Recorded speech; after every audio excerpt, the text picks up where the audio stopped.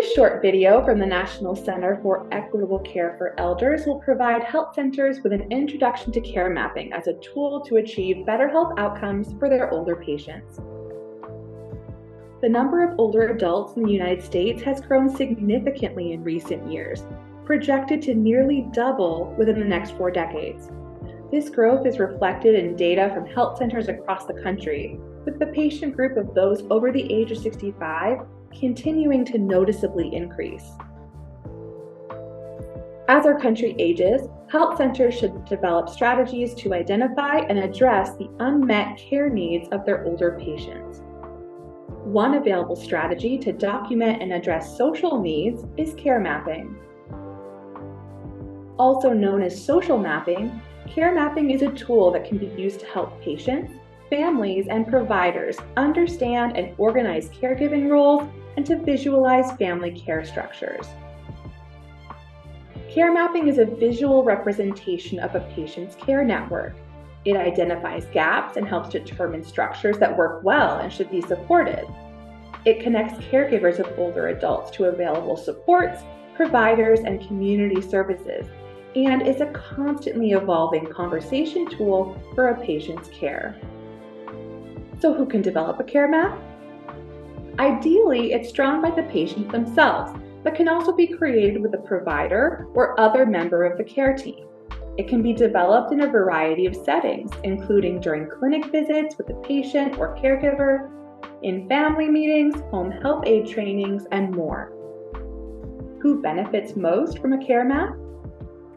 A care map can benefit any patient, but can be of significant value to older adults, those living with serious illness or high caregiver needs, and those with limited community contacts or available emergency support. Before drawing a care map, patients should be given the opportunity to respond to questions about their current structure of care. The care map itself can be sketched out by hand or constructed digitally, after which there should be further discussion on what has been drawn and what steps will be taken to address any identified gaps. For further details on the history of this approach and how to use it to facilitate conversations with patients, please refer to Atlas of Caregiving's Care Map resources. While data collection questions may vary, at minimum, this approach should include prompts around who is most physically or emotionally present in a patient's life and how they provide care to one another. A care map is intended to be a simple drawing, starting with an inner circle of the patient themselves and the people or places that provide consistent care or are in need of it from the patient. Additional circles may be placed around the first to indicate physical distance or categories of supportive connections. Arrows should be utilized to show not only the direction of care, but also the frequency and strength of each relationship. Care maps should be revisited on a regular basis and updated as needs or points of contact change. Reflecting on a care map with the patient provides an opportunity to dive more deeply into both the enablers and barriers to adequately support an older adult. The following questions can be used to guide that conversation and reflect on what resources may be available from the health center or other community services to supplement their current level of support. Who is indispensable? What happens when they're not available? Are the different people aware of each other's involvement?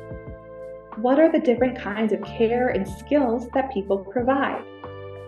How do you communicate, coordinate, and negotiate issues with everyone? How are responsibilities divided amongst the different people? And have you forgotten anyone important? Care mapping supports the ability of patients, their caregivers, and their healthcare team to work together towards clear communication, improved care coordination, and the prioritization of what matters to older adults. We encourage you to explore our training and technical assistance offerings on the health and well-being of community-dwelling older adults. Visit our website to learn more.